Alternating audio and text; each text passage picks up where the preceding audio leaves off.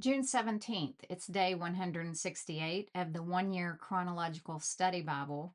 It's the New Living Translation and it's by Tyndale. Jehu kills people. King Joram of Israel, King Ahaziah of Judah and his relatives, Jezebel and all Ahab's relatives. Jehu also massacres the prophets, priests, and worshippers of Baal. Jehu's brutality needs to be understood at two levels. First, the Lord commends Jehu for executing his judgment against the house of Ahab and rewards him with the promise that his dynasty will endure for 4 generations. In God's covenant with Israel, idolatry is a capital offense, and Jehu's execution of Ahab and the devotees of Baal is just. Second, Elijah and Elisha had said nothing about killing David's descendants. Yet Jehu unjustly slaughters King Ahaziah's family anyway.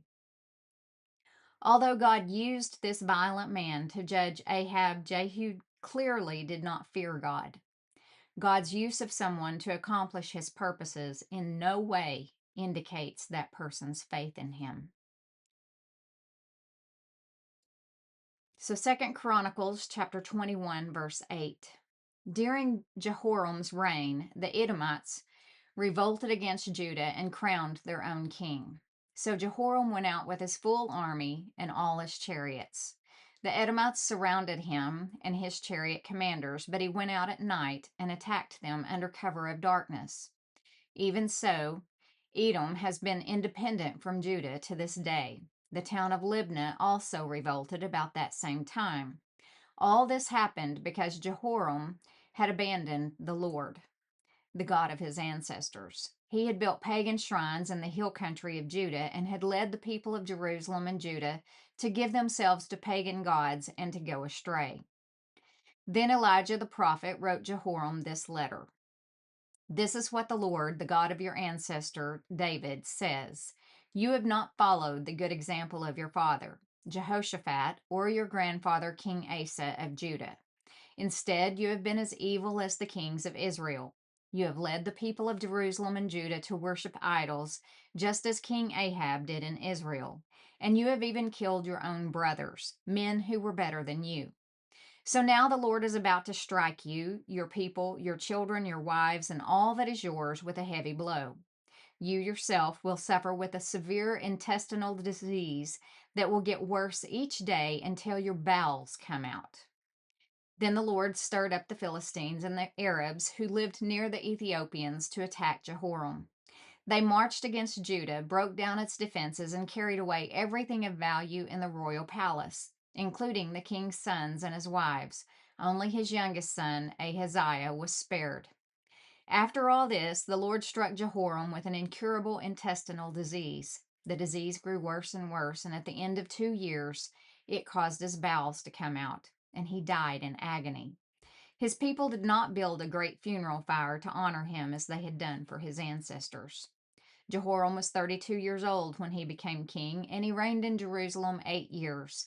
No one was sorry when he died. They buried him in the city of David, but not in the royal cemetery. 2 Kings chapter 8, verses 23 and 24. It's 841 BC. The rest of the events in Jehoram's reign and everything he did are recorded in the book of the history of the kings of Judah. When Jehoram died, he was buried with his ancestors in the city of David. Then his son Ahaziah became the next king. Ahaziah, son of Jehoram, began to rule over Judah in the 12th year of the reign of Joram, son of Ahab, king of Israel. Ahaziah was 22 years old when he became king, and he reigned in Jerusalem 1 year. His mother was Athaliah, a granddaughter of King Omri of Israel. Ahaziah followed the evil example of King Ahab's family. He did what was evil in the Lord's sight, just as Ahab's family had done, for he was related by marriage to the family of Ahab. Ahaziah joined Joram, son of Ahab, in his war against King Hazael of Aram at Ramoth Gilead. When the Arameans wounded King Joram in the battle, he returned to Jezreel to recover from the wounds he had received at Ramoth. Because Joram was wounded, King Ahaziah of Judah went to Jezreel to visit him. Second Chronicles chapter 22. Then the people of Jerusalem made Ahaziah, Jehoram's youngest son, their next king, since the marauding bands who came with the Arabs had killed all the older sons. So Ahaziah, son of Jehoram, reigned as king of Judah. Ahaziah was 22 years old when he became king, and he reigned in Jerusalem 1 year. His mother was Athaliah, a granddaughter of King Omri. Ahaziah also followed the evil example of King Ahab's family, for his mother encouraged him in doing wrong. He did what was evil in the Lord's sight, just as Ahab's family had done. They even became his advisers after the death of his father, and they led him to ruin. Following their evil advice, Ahaziah joined Joram, the son of King Ahab of Israel, in his war against King Hazael of Aram at Ramoth Gilead. When the Arameans wounded Joram in the battle, he returned to Jezreel to recover from the wounds he had received at Ramoth. Because Joram was wounded, King Ahaziah of Judah went to Jezreel to visit him. But God had decided that this visit would be Ahaziah's downfall. While he was there, Ahaziah went out with Joram to meet Jehu, grandson of Nimshi, whom the God had appointed to destroy the dynasty of Ahab. 2 Kings chapter 9, verse 1. It's about 841 BC. Meanwhile, Elisha the prophet had summoned a member of the group of prophets. Get ready to travel, he told them, and take this flask of olive oil with you. Go to Ramoth Gilead and find Jehu, son of Jehoshaphat, son of Nimshi. Call him into a private room away from his friends and pour the oil over his head. Say to him, this is what the Lord says, I anoint you to be the king over Israel. Then open the door and run for your life. So the young prophet did as he was told and went to Ramoth Gilead. When he arrived there, he found Jehu sitting around with the other army officers. I have a message for you, Commander, he said. For which one of us? Jehu asked. For you, Commander, he replied. So Jehu left the others and went into the house. Then the young prophet poured the oil over Jehu's head and said, this is what the Lord, the God of Israel, says. I anoint you king over the Lord's people, Israel. You are to destroy the family of Ahab, your master. In this way, I will avenge the murder of my prophets and all the Lord's servants who were killed by Jezebel. The entire family of Ahab must be wiped out. I will destroy every one of his male descendants, slave and free alike, anywhere in Israel. I will destroy the family of Ahab as I destroyed the families of Jeroboam, son of Nebat, and of Baasha, son of Ahijah. Dogs will eat Ahab's wife Jezebel at the plot of land in Jezreel, and no one will bury her. Then the young prophet opened the door and ran. Jehu went back to his fellow officers, and one of them asked him, what did that madman want? Is everything all right? You know how a man like that babbles on, Jehu replied. You're hiding something, they said. Tell us. So Jehu told them. He said to me, this is what the Lord says. I have anointed you to be king over Israel.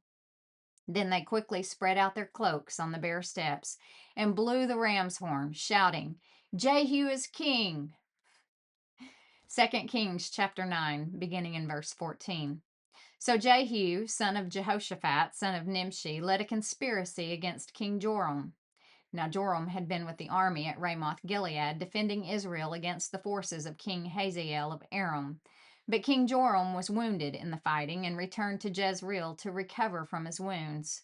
So Jehu told the men with him, if you want me to be king, don't let anyone leave town and go to Jezreel to report what we have done. Then Jehu got into a chariot and rode to Jezreel to find King Joram, who was lying there wounded. King Ahaziah of Judah was there too, for he had gone to visit him. The watchman on the tower of Jezreel saw Jehu and his company approaching, so he shouted to Joram, I see a company of troops coming. Send out a rider to ask if they are coming in peace, King Joram ordered.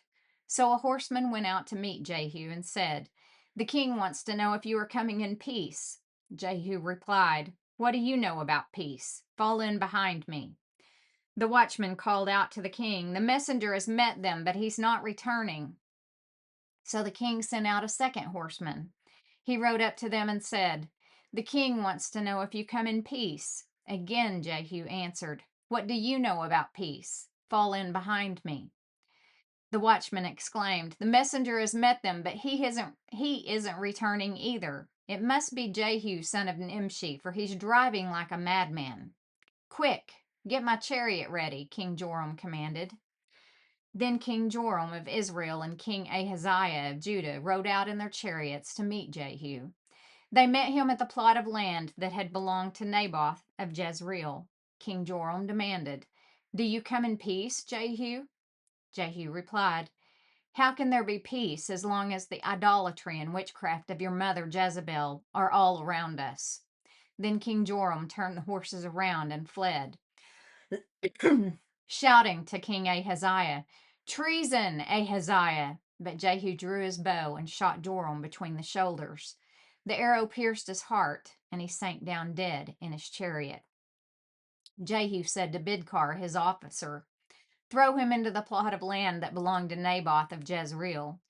Do you remember when you and I were riding along behind his father Ahab? The Lord pronounced this message against him.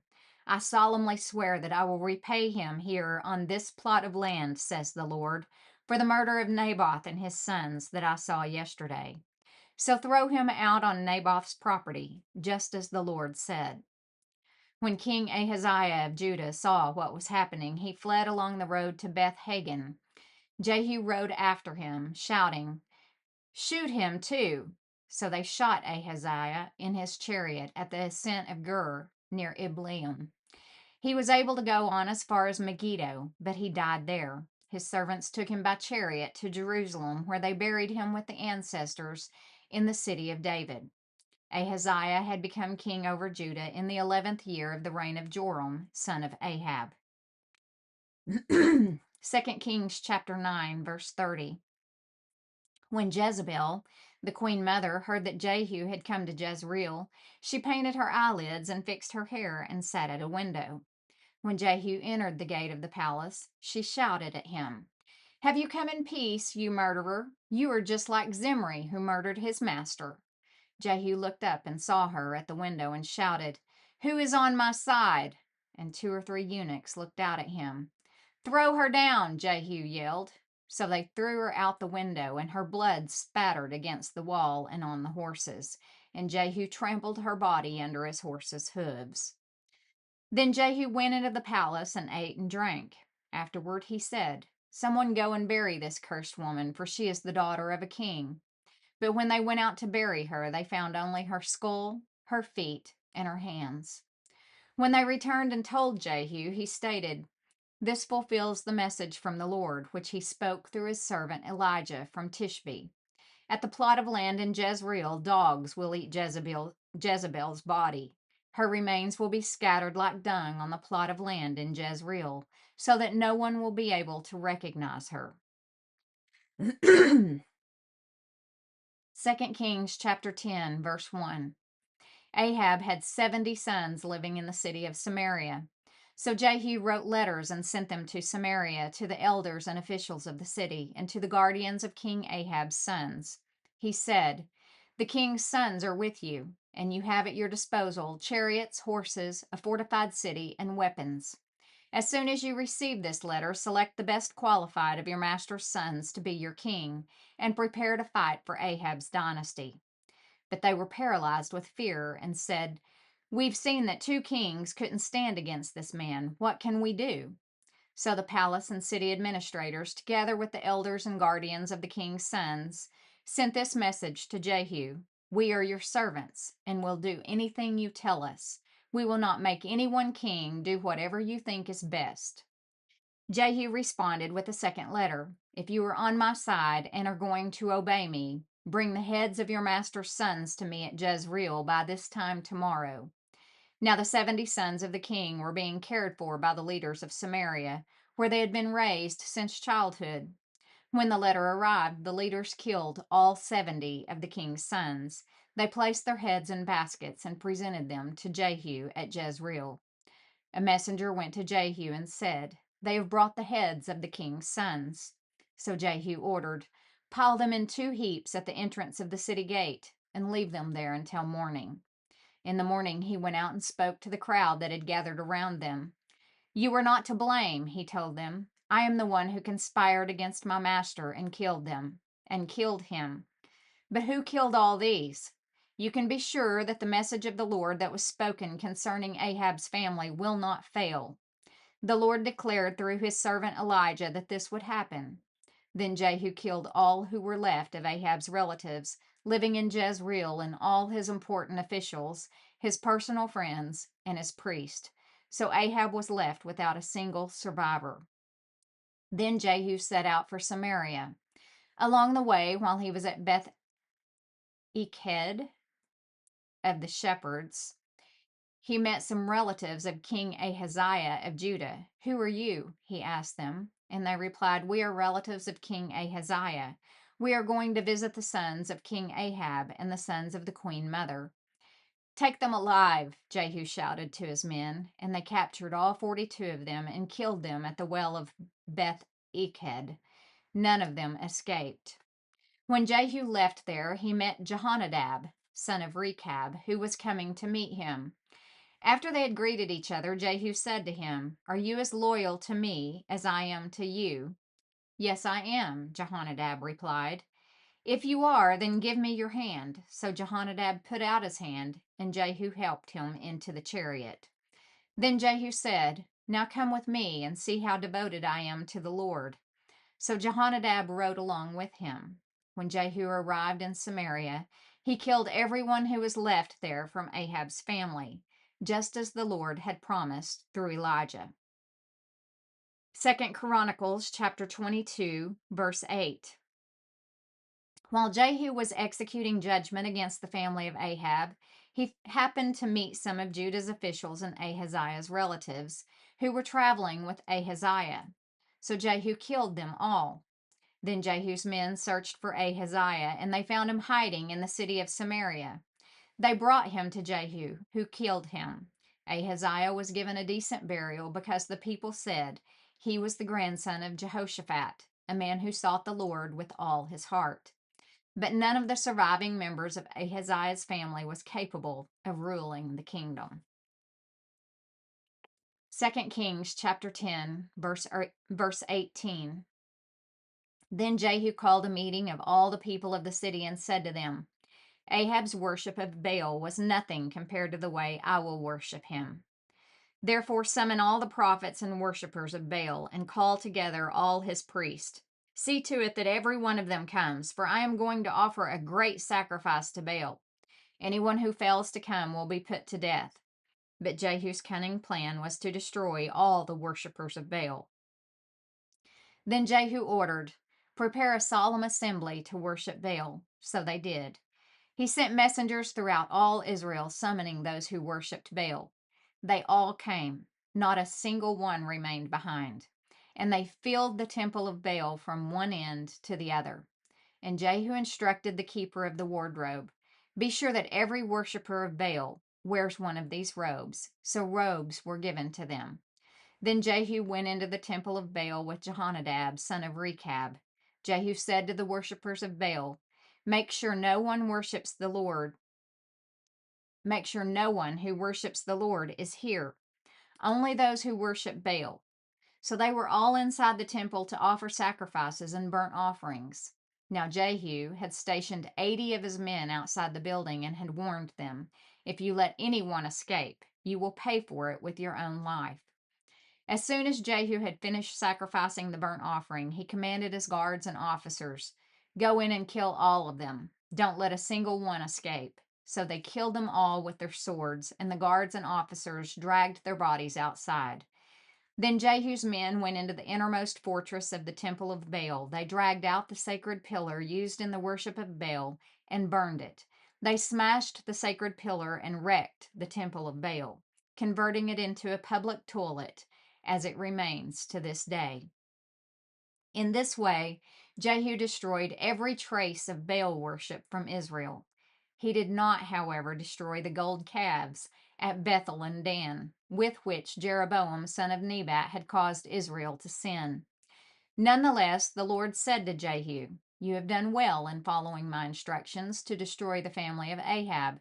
Therefore, your descendants will be kings of Israel down to the 4th generation. But Jehu did not obey the law of the Lord, the God of Israel, with all his heart. He refused to turn from the sins that Jeroboam had led Israel to commit. And that concludes the June 17th daily Bible reading. Thanks for joining.